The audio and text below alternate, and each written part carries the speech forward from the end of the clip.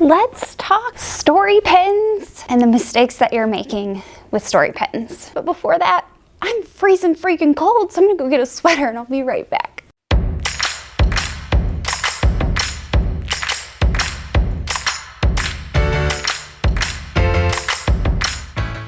Why don't we just dive into story pin mistakes and why these mistakes could be leading to nothing happening even though you're using story pins.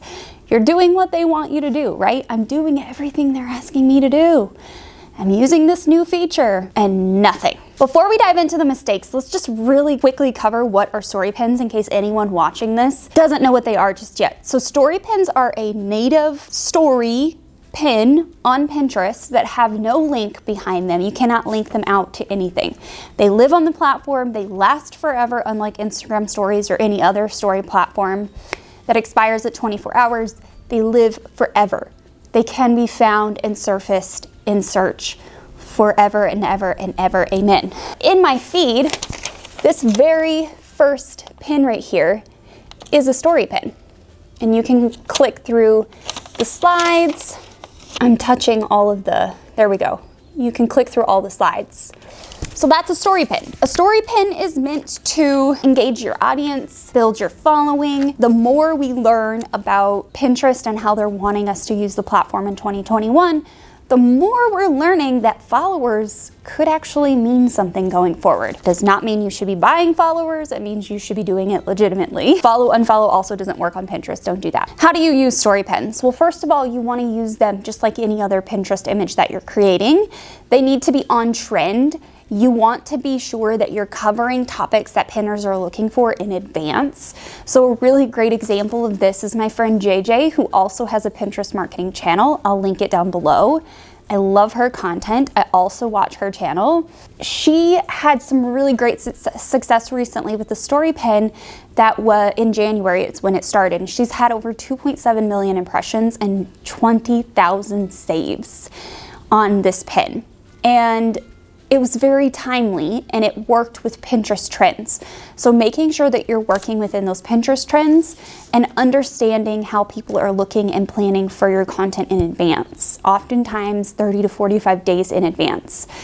Now, a really great way to utilize story pins in your business is to show the behind the scenes, show the process of something. So this was JJ's example. She was using a recipe and showing the process of the recipe from ingredients on her counter to finished. And then another really great way is to showcase how something works or to give tips. So if you're e-commerce, you can show how your new swimwear line looks on women on the beach. Like showcase how it actually looks and feels and works in real life.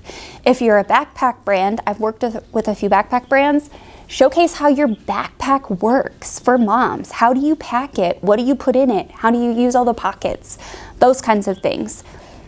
Get in the mind of your consumer and understand what they need to know about your product before they ever even consider buying it. Mistake number one, and I don't have an example for this, is using bad product photography or video. When you, especially if you're repurposing video from other platforms, when you upload that to Pinterest, chances are when you downloaded it from another platform, it suppressed or compressed the video quality. And then when you upload it to another platform, you're uploading a lower image quality or a lower video quality. So make sure your video and image quality is high resolution. Pinterest is a visual search engine and people don't want to look at crappy photography or videography. It needs to be good. Mistake number two is not using a call to action. This pin example that I'm looking at right now is a jewelry pin example. There's no call to action. It's just how do you layer a necklace along with other necklaces that you're wearing, and then it just ends with the story pin follow screen, and that's it. So making sure that you're using a really strong call to action on your own slide that you make and tell somebody what they need to do next. Do you want them, if they're looking at this jewelry, for example, if this was my pin, would I want them to go and buy this necklace from me? Because this person sells jewelry. So chances are, yes, I want them to go buy that from me. I want them to take a look at my catalog or sign up for my email list. So make sure you're including that call to action on the very last slide that you create and upload to your story pin builder. So this one is a swimwear story pin. The problem with this story pin is just showing products, but not actually showing any details. Like there's no context to what we're seeing here. Like this is a swimsuit, great, it's cute, but who's it for? What look am I looking, like what am I going for? Who is this for? Like how can I style this? Give me more details. So I really think, and again, there's no call to action to go shop now, but I think story pins fall flat when you're just showcasing a product and you're not giving any context as to what the pinner is looking at. I don't know what I'm supposed to do with this. Like, is this just inspiration for fabric? No idea. Mistake number 4 is not embracing in-app features. In the story pin builder, you can add music, text overlays, you can tag other creators, you can use their filters. So if you click design story pin, you'll be brought to the story pin builder page. Let's just bring in a video. And on that video, we're gonna click the design button and we're gonna take the audio off and then you can add music on. So we added that in, we took the original audio off and now we can add music on. We have this video clip and now we've added music on native from the app. Using these in-app features like music, tagging other brands or creators, doing the filters, adding the text overlay, all of those things will help to propel your pin in the algorithm. Pinterest likes to see those native app creations. So if you can use the native app creations, like film the stuff on your phone and save it, and then you can upload it to Instagram, to TikTok, to Pinterest, and it'll be native video to each platform then. I know this might be hard when you're doing the voiceovers for like TikTok or Instagram Reels, but if you can film natively and then upload to each platform, you will see better success in the delivery because then it looks like you're creating for that platform. And that's what the platform wants. Mistake number 5, only repurposing from other platforms. While I have tested this and I have found it to work in some cases and not work in other cases, I really think that we should be, if we're going to repurpose video from other platforms like Shorts, TikToks, or Reels, if we're gonna repurpose any of those 3 to Pinterest, we really need to repurpose those as video pins and not necessarily as story pins. If you're going to repurpose a TikTok Reel or Short from another platform to Pinterest as a story pin, then you want to use that as one slide and then you want to expand on it in other slides. You get up to 20 Pinterest story slides.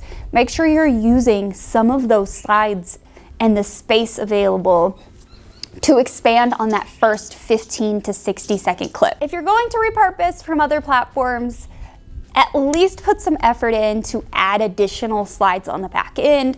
But when you're only repurposing from other platforms to see what happens, I guess, in most cases, creators are just repurposing for the lack of time. You're really gonna miss the boat and miss some opportunity there to possibly have more reach and more engagement and grow your following even more. One of the upsides to story pins, like I had mentioned a little bit earlier, is actually downstream increase in engagement, clicks, and saves. When you have a story pin that does really, really well, like in the case of JJ and how her pin went crazy viral, 2.7 million impressions and 20,000 saves.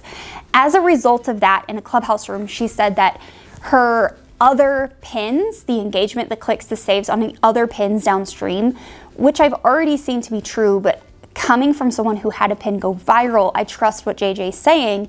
And she said that all of the downstream analytics also rose. She saw product sales, she saw email signups, traffic to site. All of those things are what we want. And when you do a story pin really, really well, you avoid some of these mistakes that I talked about and you think about the user experience and not just repurposing from another platform, because users are smart. They're gonna know what you're doing. Even though they may not know the reason why, they will see that there's a TikTok on Pinterest and be like, okay, I'm not here for entertainment. You may not see the results that you want to see ultimately. I hope all of this makes sense and I hope it helps in some little itty bitty way. I hope it helps you to create better quality content, because that's really what we're here for, is to create really, really good content that serves us for the long term. I am not about creating fast content that doesn't serve us over the long term. I like to create really strategic pieces of the C word that last a really long time and continue to get found over and over and over and do the job for me because my content is an employee in my business. That's the mindset I have around the C word. So if you have any other questions related to story pins, make sure you leave them in the comments below. Otherwise, head on over here and watch the Pinterest marketing strategy playlist, and we will see you next time, friend.